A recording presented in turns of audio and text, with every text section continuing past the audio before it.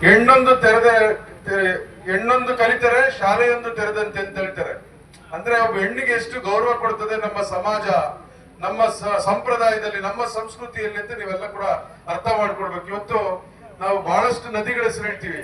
ಎಲ್ಲಾ ನದಿಗಳು ಬಹುತೇಕ ಎಲ್ಲ ಹೆಣ್ಮಕ್ಳ ಹೆಸರೇ. ಕಾವೇರಿ ತೊಗಿ, ತುಂಗೆ ತಗೊಳ್ಳಿ, ಭದ್ರಾ, ಎಲ್ಲ ನೀವ್ ಯಾವ್ದಾದ್ರೂ ತಗೊಳ್ಳಿ, ಎಲ್ಲ ಹೆಣ್ಮಕ್ಳ ಹೆಸರಲ್ಲಿ ನದಿಗಳಿರೋದು. ಎಲ್ಲಾ ನದಿಗಳು ಹೆಣ್ಮಕ್ಳ ಹೆಸರೇನೆ. ಭೂಮಿನ ತಾಯಿ ಅಂತೀವಿ, ಭೂತಾಯಿ ಅಂತೀವಿ, ಹೌದಲ್ವಾ?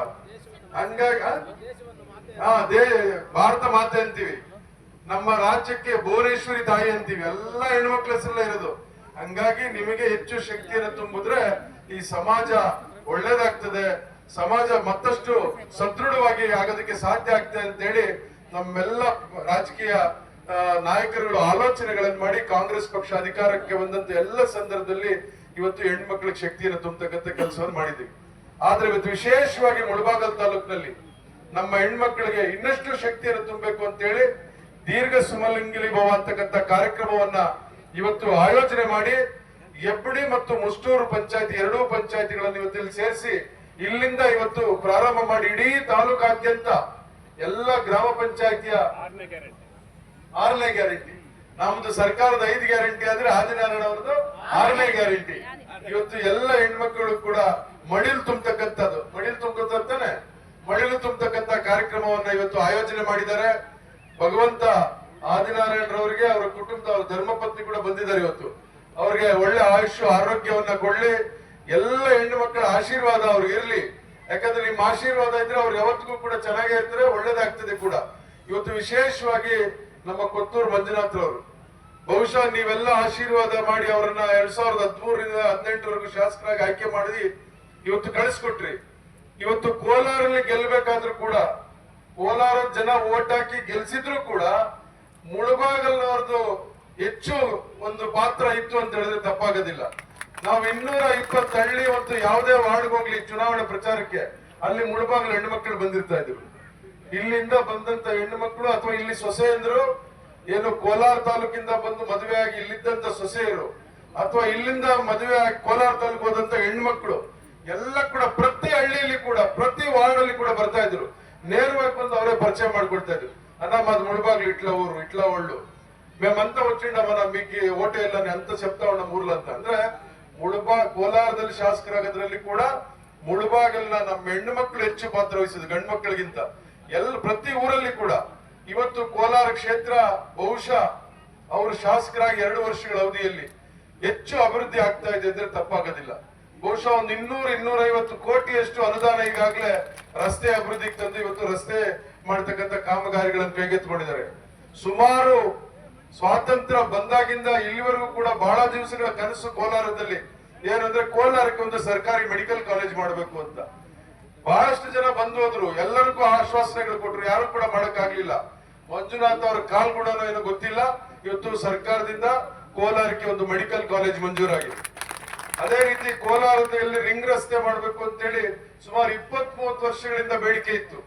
20-30 ವರ್ಷಗಳಿಂದ ಕೋಲಾರಕ್ಕೆ ಒಂದು ರಿಂಗ್ ರೋಡ್ ಮಾಡಬೇಕು, ಯಾಕಂದ್ರೆ ಜಿಲ್ಲಾ ಕೇಂದ್ರ ಇದೆ, ಎಲ್ಲ ತಾಲೂಕುಗಳಿಂದ ಬಂದು ಹಾದು ಹೋಗ್ತಕ್ಕಂಥವ್ರಿಗೆ ಕೋಲಾರ ನಗರದಲ್ಲಿ ಹೋಗಿ ಬರ್ಬೇಕಾದ್ರೆ ಕಷ್ಟ ಆಗ್ತದೆ, ಒಂದು ರಿಂಗ್ ರೋಡ್ ಮಾಡ್ಬೇಕು, ಯಾಕಂದ್ರೆ ಕೋಲಾರ ಇನ್ನೂ ಹೆಚ್ಚು ಅಭಿವೃದ್ಧಿ ಆಗೋದಕ್ಕೆ ಸಾಧ್ಯ ಆಗ್ತದೆ ಅಂತ ಬಹಳಷ್ಟು ದಿವಸದಿಂದ ಬೇಡಿಕೆ ಇತ್ತು. ಎಲ್ಲರೂ ಕೂಡ ಮಾಡ್ತೀವಿ ಅಂತ ಆಶ್ವಾಸನೆ ಕೊಟ್ಟಿದ್ರು. ಅದು ಯಾರ ಕಾಲದಲ್ಲೂ ಆಗಿರ್ಲಿಲ್ಲ. ಆದ್ರೆ ಇವತ್ತು ಕೊತ್ತೂರು ಮಂಜುನಾಥ್ ಅವರು ಶಾಸಕರಾದ ಮೇಲೆ ಇವತ್ತು ರಿಂಗ್ ರೋಡ್ ಮಾಡೋದಕ್ಕೆ DPR ಮಾಡೋದಕ್ಕೆ ಸರ್ಕಾರ ಆದೇಶ ಮಾಡಿ ಹಣ ಬಿಡುಗಡೆ ಮಾಡಿದ್ದಾರೆ. ಬಹುಶಃ ರಿಂಗ್ ರೋಡ್ ಆಗ್ಬೇಕಾದ್ರೆ ಸುಮಾರು 500-600 ಕೋಟಿ ಆಗ್ತದೆ. ಇವತ್ತು ಆ ರಿಂಗ್ ರೋಡ್ ಆಗ್ತಾ ಇದೆ, ರಿಂಗ್ ರೋಡ್ ಆಗ್ತಾ ಇದೆ.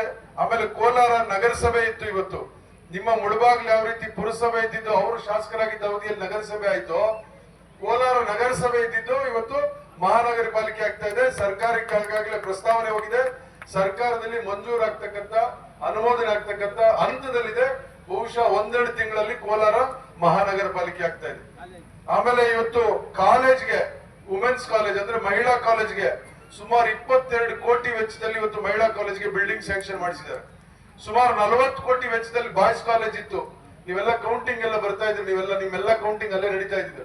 ಇವತ್ತು ಅದಕ್ಕೆ ಸುಮಾರು 40 ಕೋಟಿ ಮಂಜೂರಾತಿಯಾಗಿ ಇವತ್ತು ಮೊದಲನೇ ಹಂತದಲ್ಲಿ 20 ಕೋಟಿ ಈಗಾಗಲೇ ರಿಲೀಸ್ ಆಗಿದೆ.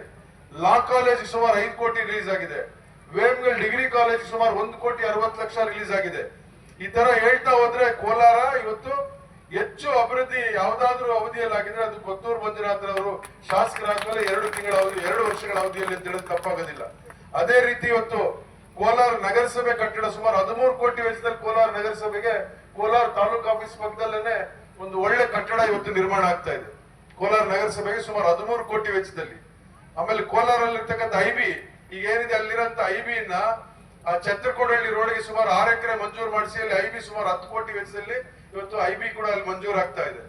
ಇವತ್ತು ಅಲ್ಲಿ ಏನ್ ಐಬಿ ಇದೆ, ಏನ್ ಸಿರಿಕಲ್ಚರ್ ಆಫೀಸ್ ಇದೆ, ಅದನ್ನ ಮೆಡಿಕಲ್ ಕಾಲೇಜ್ ಬಿಟ್ಕೊಡೋದು ಅಂತ. ಹಾಸ್ಪಿಟ್ಲು ಮೆಡಿಕಲ್ ಕಾಲೇಜ್ ಎರಡೂ ಕೂಡ ಹೃದಯದ ಕೋಲಾರ ಕೇಂದ್ರ ಭಾಗದಲ್ಲಿ ಇರಬೇಕು. ನಮ್ಮೆಲ್ಲ ಜನ ಏನು ಎಲ್ಲಾ ತಾಲೂಕುಗಳಿಂದ ಬರತಕ್ಕಂಥವ್ರಿಗೂ ಕೂಡ ಅನುಕೂಲ ಆಗ್ಬೇಕು ಅಂತ ಹೇಳಿ ಸಿರಿಕಲ್ಚರ್ ಆಫೀಸ್ ದೊಡ್ಡ ಸಾಳದ ಹತ್ರ ಸುಮಾರು 10 ಎಕರೆ ಗುರುತಿಸಿದೀವಿ, ಅಲ್ಲಿಗೆ ಹೋಗ್ತಾ ಇದೆ.